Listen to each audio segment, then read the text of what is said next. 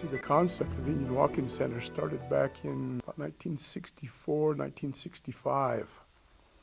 My father, who was the first Native American director here in the state of Utah for Indian Affairs, got together with some the American West Center and a couple other people and started with this idea of we need some services not only for the reservation, but we also need services for the Indian people out here in the urban settings.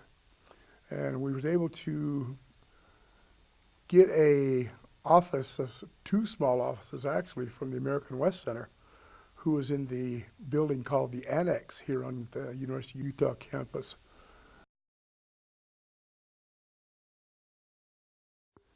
We have statewide, our population ranges between 34 and 35,000.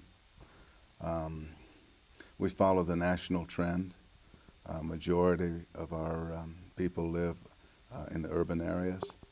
Roughly 54%, 54% of our people live along the Wasatch Front. Currently, the Indian Walk-In Center provides medical health programs, diabetes education program, substance abuse program, mental health program, and youth programs. In our traditional ways, when we went to war, we had ceremonies that took care of us when we came home. So many of our young men are coming back from Iraq, from Afghanistan, various policing actions, warfares, and they're not receiving those traditional ceremonies. They're not clearing out and clearing away all the horror and everything that they've done like we used to do. Recover themselves. I'll talk with them about the traditions, the cultures, the philosophies.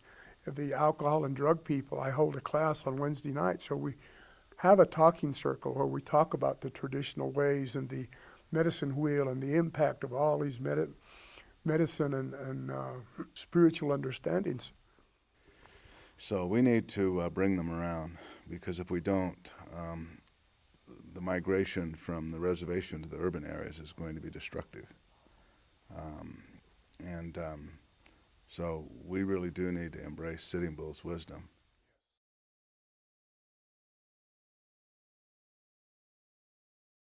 We started the shawl making class last fall.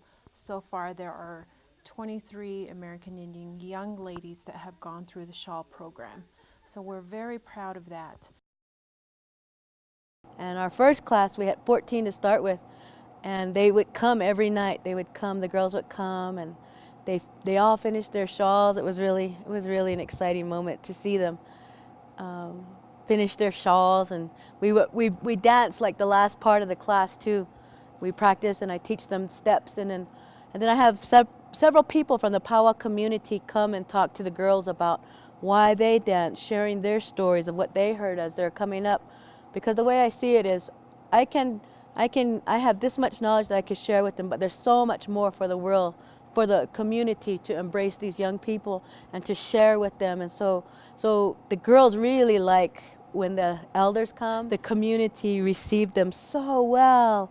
When we had their honor song and they were going around and the community was asked to come up and shake their hand, I noticed several many community members embrace the girls and whisper things into their ears. And that would include the old people, that would include the women, that would include men would stop and shake their girls with looking into the girls' eyes. And so I knew it was genuine. It was genuine what the community was giving them, and it was genuine what the girls were giving the community.